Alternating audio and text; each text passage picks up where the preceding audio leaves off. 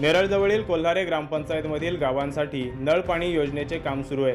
त्या योजनेमधील अशुद्ध पाण्याची जलवाहिनी टाकण्याचे काम सुरू आहे। त्यासाठी कळंब नेरळ राज्यमार्ग रस्त्यावर लोखंडी पाईप टाकण्यात आलेत।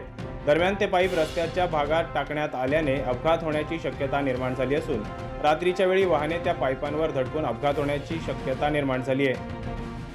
कोल्हारे ग्रामपंचायतमधील गावांसाठी जलजीवन मिशनमधून तब्बल 8 कोटी रुपयांची नळ पाणी योजना मंजूर झाली आहे। या नळ पाणी योजनेसाठी उद्भव विहीर ते जलशुद्धीकरण केंद्र या मार्गासाठी अशुद्ध पाणी वाहून नेण्यासाठी कास्टिंग पाईप टाकण्यात येणार आहेत। त्यासाठी उल्हास नदीच्या धामोते येथील उद्भव विहीर पासून कोल्हारे टेकडीवरील जलशुद्धीकरण केंद्रापर्यंत पाईपलाईन टाकण्यात येते। त्यासाठी कळंब नेरळ रस्त्यावर धामोते गावाच्या हद्दीत लोखंडी कास्टिंगचे पाईप आणून टाकले आहेत।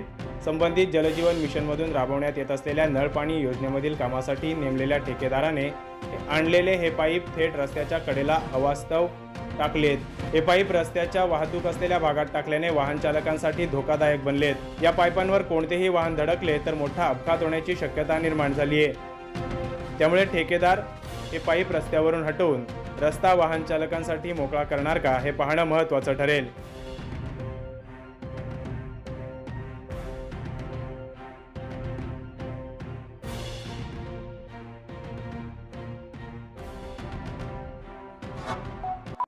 Like, comment, share and subscribe.